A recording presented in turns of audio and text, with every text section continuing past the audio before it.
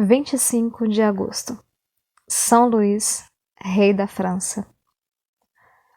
O mesmo espírito que animava São Domingos e São Francisco de Assis, animava também seu contemporâneo, São Luís.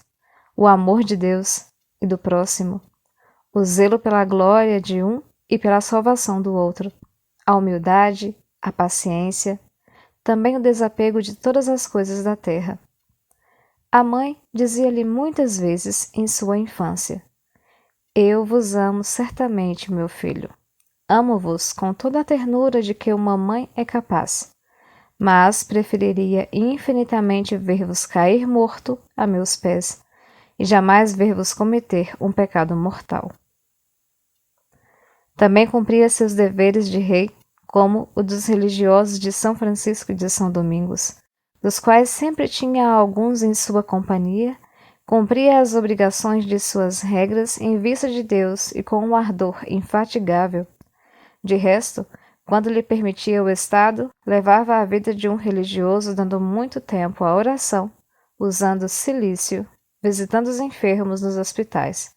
Todos os dias dava alimento a 120 pobres, que muitas vezes ele mesmo servia. Todas as vezes que jantava ou ceava, tinha junto de si certo número de velhos estropiados, aos quais dava de comer iguarias de sua mesa. Era doce e afável para com todos, de sorte que mesmo os estrangeiros o amavam. Como todos os santos, foi posto também em rudes provações. Para socorrer os cristãos do Oriente, empreendeu 2 cruzadas. Mostrou-se nelas tão valente quão piedoso. Mas Deus permitiu que sofresse reveses, que a doença penetrasse em seu exército e que ele mesmo dela fosse vítima, e nesse estado fosse feito prisioneiro pelos sarracenos, com a maior parte dos que o tinham acompanhado. Muitas vezes esteve a ponto de morrer pela enfermidade. Muitas vezes os sarracenos estiveram a ponto de o matar, porque não queria acrescentar a seu juramento, pela paz, palavras que lhe pareciam injuriosas a Deus e aos santos. Jamais se lhe desmentiu a virtude, a piedade. Sensível aos males que os outros sofriam com ele, consolava-os e aliviava segundo o seu poder. Sua consolação estava em Deus, cuja mão paterna ele adorava. Mesmo no cativeiro e na enfermidade, nunca deixou de rezar, todos os dias, ou de fazer os religiosos recitar com ele as horas canônicas, isto é, o breviário. Na segunda cruzada diante de Tunis e de novo o enfermo, quando percebeu que a morte se aproximava, fez-se colocar sobre um leito de cinzas e, de braços cruzados sobre o peito, olhos erguidos para o céu, expirou a 25 de agosto do ano de 1270 com o fervor de uma anacoreta. Roguemos a Deus que dê muitas vezes semelhantes reis à cristandade e à França. Roguemos a Deus que os descendentes do Santo Rei lhe imitem as virtudes, sobretudo, imitemo-lo nós mesmos. Não fomos chamados para reinar como ele sobre a terra. Fomos chamados a reinar com ele no céu. O amor de Deus e do próximo, a piedade, a caridade, a humildade, a paciência, o espírito de penitência e de abnegação fizeram-no merecer o reino dos céus. Eis de resto quem era Luís em sua vida particular, onde o pôde imitar quem quiser. Nada era mais modesto, mais frugal que sua mesa particular, e ao mesmo tempo nada mais austero nos dias de mortificação.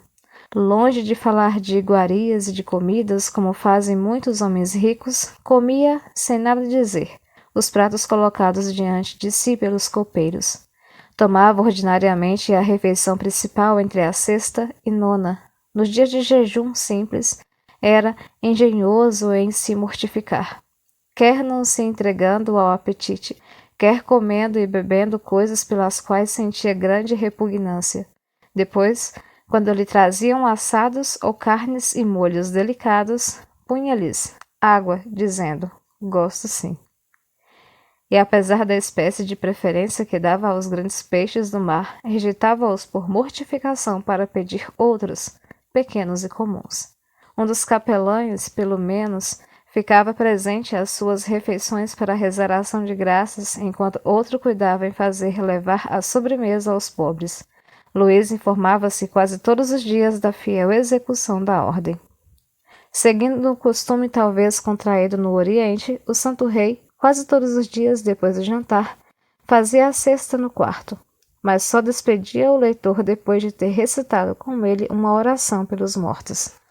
Despertando, dizia de novo o ofício dos mortos. Depois, fazia recomeçar as leituras interrompidas. Ocupava-se também de ensinar aos jovens príncipes ou princesas a maneira de rezar convenientemente as horas de Nossa Senhora, e exigia ainda deles a leitura do ofício do dia, suplicando-lhes jamais se descuidassem do piedoso costume. O sono, ao qual se entregava, enfim, sobre um leito de pranchas, com um simples colchão, sem palha, jamais era longo e raramente pacífico. Persuadido de que não há amanhã para o cristão verdadeiro, acontecia-lhe, disse, levantar-se até 50 vezes numa mesma noite para se pôr de joelhos e rezar. Ademais, assistia sempre às matinas na capela. Todas as sextas-feiras, e mais frequentemente mesmo, se não estava impedido, apresentava-se ao tribunal da penitência, sentando-se, segundo o uso de então, para confessar as faltas. Tinha por hábito lavar todos os sábados os pés a um grande número de pobres, e seus afazeres não o impediam. Encarregava desse mister o capelão de serviço. Preferia muitas vezes os cegos. Muitas vezes, como testemunha desse ato de humildade cristão, o senescal de Champagne ficava grandemente admirado. Um dia, quando manifestava mais vivamente a admiração, perguntou-lhe o rei: "Lavais os pés aos pobres na Quinta-feira Santa?"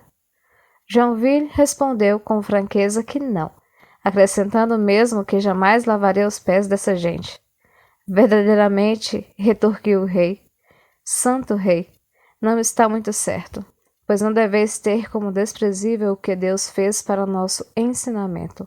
Rogo-vos, por amor de Deus e de mim, que vos acostumeis a os lavar. São Luís aproveitou os seguintes 16 anos do seu reinado para assegurar a paz externa e interna do país.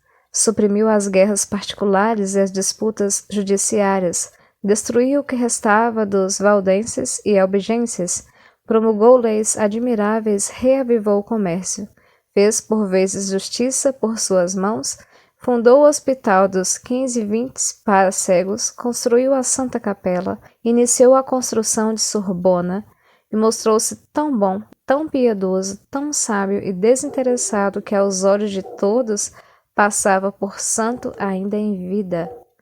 O Papa Gregório IX e o rei Frederico II escolheram-no para árbitro e o mesmo fizeram Henrique III de Inglaterra e os seus barões. O Santo Rei morreu em 1370 à vista de Tunis, para onde se dirigia a fim de mais uma vez combater os infiéis. Seu filho, Filipe, o ousado, transportou para a França os restos mortais que foram sepultados em Saint-Denis. A história deu às expedições africanas de São Luís os nomes de 7ª e 8ª Cruzadas. São Luís, rei da França, rogai por nós.